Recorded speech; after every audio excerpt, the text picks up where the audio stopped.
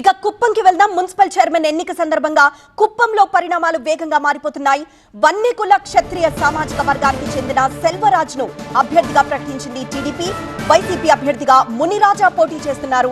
Municipal chairman ఎన్నికకు కొందరు YCP కౌన్సిలర్లు గైర్హాజరయ్యారు. టీడీపీకి మద్దతు తెలిపారు మరికొంతమంది వైసీపీ సభ్యులు.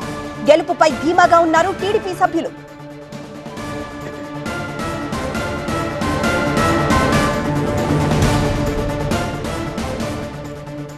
ఇక కుప్పానికి సంబంధించి మరింత సమాచారం మా ప్రతినిధి రాజు లైవ్ ద్వారా అందిస్తారు.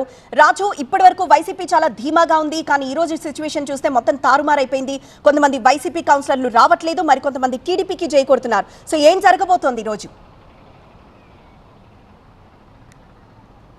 అంటే కుప్పం మున్సిపల్ చైర్మన్గా టీడీపీ అభ్యర్థి సెల్వరాజు ఎన్నిక ఇక లాంఛనమే స్పష్టంగా అవుతోంది. ఎందుకంటే మరి కాసేపట్లోనే సెల్వరాజు మున్సిపల్ చైర్మన్గా ఎన్నికైనట్టుగా ప్రకటించే అవకాశం అయితే స్పష్టంగా కనిపిస్తోంది.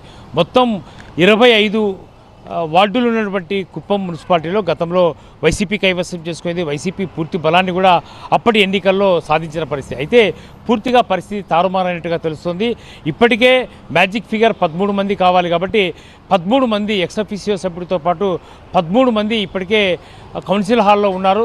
మరి కాసేపట్లోనే టీడీపీ అభ్యర్థిగా సెల్వరాజు ఎన్నికైనట్టుగా ప్రకటించే అవకాశం కూడా స్పష్టంగానే కనిపిస్తుంది. అయితే వైసీపీకి సంబంధించిన కొద్దిమంది కౌన్సిలర్లు గైర్హాజరు కావడము, కొద్దిమంది సమావేశానికి ముందే పసుపు చీరలతో మహిళలు కౌన్సిలర్లుగా టీడీపీకి మద్దతు పలుకుతున్నట్లుగానే వాళ్ళు కౌన్సిల్ హాల్లోకి వెళ్లడంతో 13 మంది సభ్యుల సంఖ్య పూర్తిగా సరిపోయింది.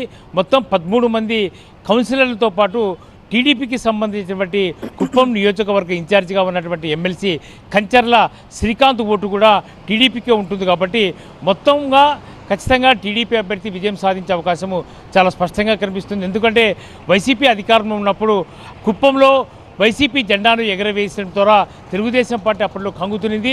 అయితే ఇప్పుడు రివెంజ్ తీర్చుకున్నట్లుగా ఎక్కడైతే ఓడిపోయామో అక్కడ తిరిగి గెలిచామని చెప్పుకునే ప్రయత్నం తెలుగుదేశం పార్టీ చేస్తున్నట్టుగా స్పష్టమవుతున్న నేపథ్యంలో మరి కాసేపట్లో ఎన్నిక ప్రక్రియ పూర్తవుతుంది. టీడీపీ అభ్యర్థిగా సెల్వరాజు ఎన్నికను కూడా ప్రకటించే అవకాశం అయితే ఉంది.